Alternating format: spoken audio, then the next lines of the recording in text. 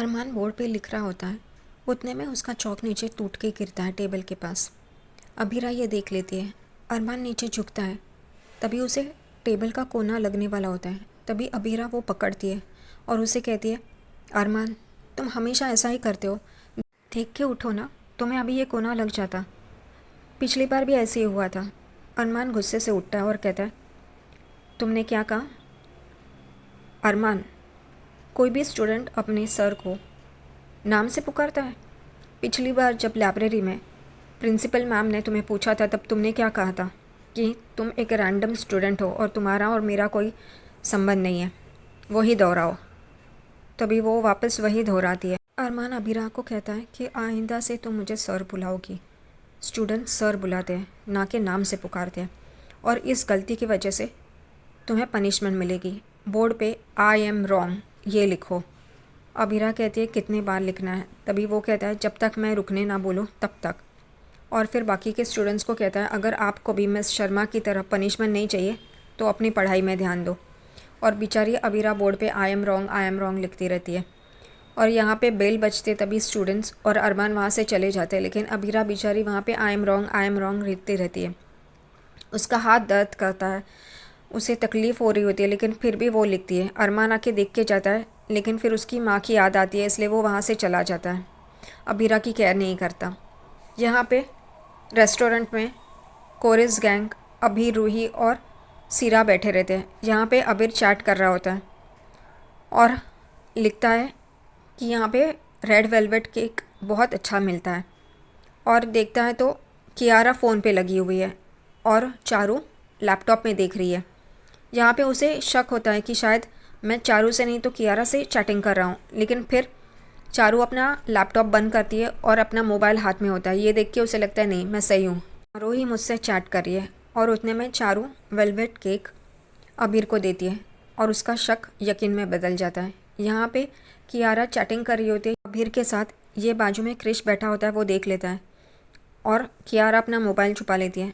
सब लोग जाने के लिए निकलते हैं, तभी क्रिश कियारा को कहता है, तुम अबीर से चैट कर रही थी, तुम्हारा और अबीर का क्या चल रहा है? तभी वो कहती है, कुछ नहीं, ऐसा कुछ नहीं है, मैं उसके फ़ैन हूँ ना, बस चैटिंग कर रहे थे। क्रिश उसे धमकाता है, कहता है कि तुम ऐसा दोबारा मत करना, अबीर की वजह से हमारे यहाँ पे कितना कुछ हुआ है, क्या तुम भूल गई हो? तभी कियारा भी कहती है, ऐसा कुछ नहीं है करके, और वो अपनी साइड रखती है और वहाँ से चली जाती है और क्रिश उसे देखता रहता है। क्रिश और सुलेखा टेंशन में होते हैं क्योंकि अबीरा अब तक कॉलेज से नहीं आई है करके। वो लोग यही सोच रहे होते हैं कि अबीरा कहाँ पे रह गई है, अब तक आई क्यों नहीं, और उसका फ़ोन भी नहीं लग रहा है। तभी सुलेखा रूही को कॉल करती है और पूछती है कि पोद्दार हाउस में अबीरा आई है क्या? तभी रूही कहती है, नहीं करके। तभी सुलेखा बात संभाल लेती है और कहती है, शायद कॉलेज में ही होगी या फ्रेंड के पास गई होगी, आ जाएगी करके, तुम दक्ष का ख्याल रखना। और फ़ोन रख देती है। यहाँ पे कॉलेज में क्लासरूम में Abira I am wrong board पे लिखती रहती है क्योंकि अब तक अरमान ने उसे रुकने के लिए नहीं कहा होता है। उसका हाथ दर्द कर रहा है, उसे तकलीफ़ हो रही है, फिर भी वो लिख रही है। और अरमान को इस बात की कोई भी चिंता नहीं है, ना ही पड़ी है, बस अपनी माँ का बदला लेने में जुटा है वो। यहाँ पे अबीरा का चौक नीचे गिर जाता है। वो टेबल के पीछे चौक निकालने के लिए बैठ जाती है। तभी पियून वहाँ पे आता है। क्लासरूम में देखता है कोई भी नहीं है क्योंकि अबीरा टेबल के पीछे होती है, इसलिए उसे दिखाई नहीं देता। और वैसे भी उसने कान में ईयरफोन्स लगाए होते हैं, इसलिए उसे सुनाई भी कुछ देता नहीं है। और वो क्लासरूम को लॉक करके वहाँ से लाइट्स बंद करके ऑफ़ करके वहाँ से चला जाता है। और यहाँ पे अबीरा उसे पुकार रही होती है, लेकिन उसने ईयरफोन्स लगाए होते हैं, इसलिए उसको सुनाई नहीं देता। अबीरा चीख रही होती है, मैं अंदर हूँ, लेकिन उसे समझ में नहीं आता, उसे सुनाई नहीं देता। और वो वहाँ से लाइट्स बंद करके चला जाता है और अबीरा अंधेरे में क्लासरूम में बंद हो जाती है। उसे समझ में नहीं आता क्या करना है करके। वो कहती है, अबीरा डरना नहीं है, तू जुगाड़ू है, कुछ ना कुछ जुगाड़ करना ही पड़ेगा बाहर निकलने के लिए। वो सीटी बजाती है लेकिन किसी को सुनाई नहीं देता। वो बेचारी बजाती रहती है और थकी हुई होती है, वो गिरने ही वाली होती है, लेकिन हिम्मत नहीं हारती है, वो सीटी बजाती ही रहती है। यहाँ पे अरमान अपनी माँ को देखता है तो कमरे में वो नीचे ज़मीन पे सोई होती है। ये देख के उसे बहुत बुरा लगता है। वो उसे पलंग पे सुलाने जा ही रहा होता है, उतने में उसका कॉल बजता है और ये अबीर का कॉल होता है क्योंकि अबीर, रूही, मनीष जी और सुलेखा भी चिंतित होते हैं कि अबीरा अब तक आई नहीं है, रात हो गई है। इसलिए उनको लगता है कि वो अरमान को पता होगा क्योंकि वो भी कॉलेज में है लेकिन अरमान कहता है मुझे क्यों कॉल कर रहे हो, और मैं कट कर रहा हूँ तो तुम्हें समझ में नहीं आ रहा है कि फ़ोन मैं उठाना नहीं चाहता तुम्हारा। तभी अबीर कहता है मुझे भी कोई शौक़ नहीं है तुमसे बात करने के लिए, यहाँ पे अबीरा अब तक घर नहीं आई है, इस वजह से मैंने तुम्हें कॉल किया है। तो अरमान कहता है तो मैं क्या करूँ। यहाँ पे अबीर भी गुस्से से उसे बात करता है और अरमान भी, और अरमान कॉल रख देता है। फिर अरमान को याद आता है कि उसने अबीरा को पनिशमेंट दी थी, शायद वो वहाँ तो नहीं, लेकिन घर वाले उसे फ़ोन करके पूछ सकते हैं। फिर उसे याद आता है कि उसने उसका फ़ोन तोड़ दिया है, इसलिए फ़ोन भी नहीं लग सकता, और वो एकदम से टेंशन में आ जाता है और वो वहाँ से कॉलेज जाने के लिए निकलता है। और ये सारी बातें विद्या सुन लेती है।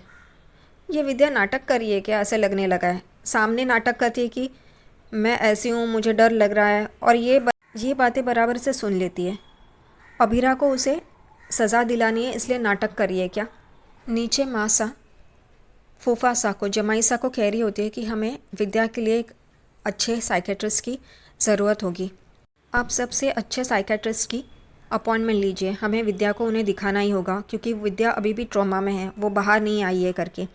यही इन दोनों की बातें चल रही होती है। उतने में अरमान सीढ़ियों से बहुत जल्दी जल्दी में उतर रहा होता है। दादी सा अरमान को रोकती है और पूछती है तुम इतनी जल्दी जल्दी में कहाँ जा रहे हो। तो वो कहता है कि अबीरा के पास जा रहा हूँ करके। और यहाँ पे दादी सा और जमाई सा फूफा सा एकदम से चौंक जाते हैं ये सुन के। फूफा सा मासा को कहते हैं देखिए अभी भी इतना सब कुछ हुआ है, लेकिन ये अबीरा के पास ही जा रहा है, अबीरा के प्यार में पागल है करके। यहाँ पे दादी सा और जमाई सा एक दूसरे को देखते रहते हैं। अबीरा की कोशिशें नाकामयाब रहती है और वो बेहोश होकर नीचे गिर जाती है।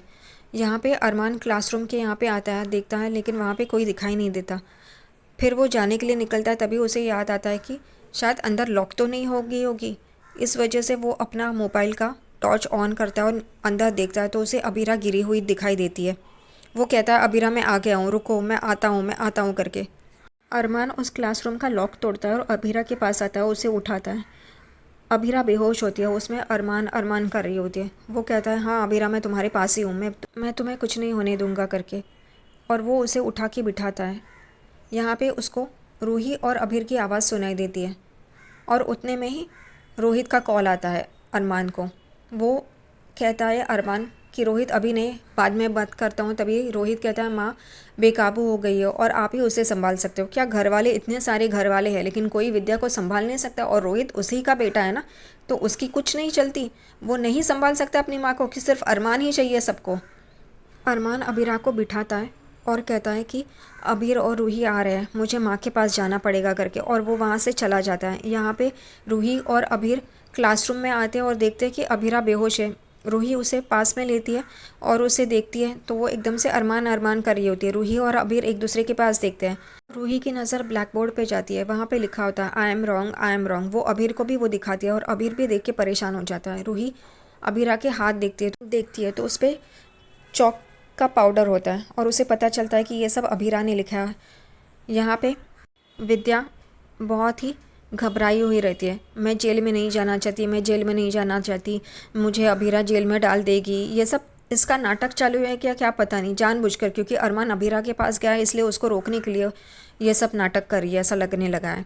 यहाँ पे सब लोग उसे समझा रहे होते हैं लेकिन कुछ नहीं, विद्या कुछ नहीं कहती। वो उसका वही ड्रामा चालू होता है कि मुझे जेल में नहीं जाना है, मुझे अपने परिवार के साथ रहना है। उतने में ही अरमान वहाँ पे आ जाता है और वो माँ को समझाता है कि तुम्हें कोई भी जेल में नहीं डालेगा। यहाँ पे विद्या कहती है नहीं अबीरा मुझे जेल में डालेगी, उसे कहना कि नहीं मुझे जेल में नहीं जाना, उसे यहाँ पे मत लेके आना। ये बराबर से सब बराबर बात कर रही है और नाटक करती है कि मुझे ऐसा हुआ है, मैं ट्रोमा में हूँ। ये बराबर कहती है अरमान को कि अबीरा को वापस इस घर में मत लेके आना, उसे जो चाहिए वो बराबर से निकाल रही है अरमान से, और अरमान और फैमिली को पता नहीं चल रहा है ये सब। अरमान माँ को अपने गले लगाता है और कहता है ऐसा कुछ भी नहीं होगा करके, और वो रोहित को इशारा करता है। सब लोग एक चेन बना के उसके आसपास खड़े होते हैं और वो अरमान कहता है देखो ये तोड़ के कोई भी अंदर नहीं आ सकता, आप हो ना, हम सब हैं ना घर वाले। उतने में ही मनीष जी वो हाथ छुड़ा के अंदर आ जाते हैं और अरमान को पूछते हैं अबीरा कहाँ है करके। ये देख के विद्या और ट्रॉमा में जाती है और कहती है नहीं आप बोलिए ना अबीरा को कि मुझे लेके ना जाए, मुझे लेके ना जाए। ये देख के मनीष जी थोड़े सॉफ्ट हो जाते हैं, क्योंकि विद्या की ऐसी हालत उन्हें पता नहीं होती कि इतने ट्रॉमा में है वो। यहाँ पे दादी सा मनीष जी को चिल्ला रही होती कि आप यहाँ पे क्यों आए हो और अबीरा की वजह से इतना सब कुछ हुआ है। तभी मनीष जी अबीरा की साइड लेके कहते हैं आपने अबीरा को इतनी तकलीफ़ें दी है, फिर भी उसने ही विद्या जी को छुड़ाया करके। और सब लोग चौंक जाते हैं क्योंकि ये बात किसी को भी पता नहीं होती अरमान और विद्या के अलावा। यहाँ पे मनीष जी सॉरी कहते हैं। वो कहते हैं मुझे मुझे विद्या जी की ऐसी हालत होगी ये पता नहीं था करके। मैं सिर्फ अभीरा को ढूंढने आया था और अभीरा कहाँ है ये पूछने आया था। तभी अरमान उनका अपमान कर देता है। वो वहाँ से चले जाते हैं। रूही और अभीरा को घर पे लेके आते हैं। यहाँ पे अभीरा बेहोशी की हालत में भी अरमान अरमान कर रही होती है। तभी रूही भड़क जाती है और कहती है अरमान नहीं था, अरमान ने तुम्हें सज़ा दी थी बोर्ड पे लिखने के लिए आई एम रॉन्ग करके, और वो वहाँ से चला गया था और तुम अरमान अरमान क्या कर रही हो। तभी बेहोशी की हालत में भी अबीरा कह रही थी कि नहीं अरमान आया था वहाँ पे, वो आया था। यहाँ पे रूही भड़क जाती है, कुछ नहीं आया था, अरमान के बारे में ये सोचना बंद कर दो। तभी अबीर एकदम से रूही को चुप करवाता है, कहता है रुक जाओ करके। और यहाँ पे रूही को बहुत गुस्सा आ रहा होता है अरमान पे कि उसने अबीरा की ये हालत की है करके। दूसरी तरफ विद्या को डॉक्टर बेहोशी का इंजेक्शन देते हैं और उसे सुलाते हैं। यहाँ पे रोहित कहता है कि माँ की ऐसी हालत है, उसमें अबीरा भाभी का नाम भी वो सुनना नहीं चाहती, अब क्या करे और कैसे इस सब सॉल्व करे। यहाँ पे वो माँ के साथ बैठा है लेकिन उसको अबीरा की भी क्लासरूम वाली हालत याद आती है और वो एकदम से चौंक के उठता है और वहाँ से बाहर चला जाता है। यहाँ पे बाहर कोरस गैंग अबीरा और अरमान के फोटोग्राफ्स देख रही होती है शादी के, और वो लोग कह रहे होते हैं कि अरमान भैया और अबीरा भाभी कभी अलग नहीं होंगे। कितने प्यारे लग रहे हैं ना इनकी शादी के वक्त, दोनों एक दूसरे के लिए ही बने हैं, मेड फॉर ईच अदर। और वो यही सारी बातें कर रहे होते हैं और दूर से अरमान ये सारी बातें सुन रहा होता है।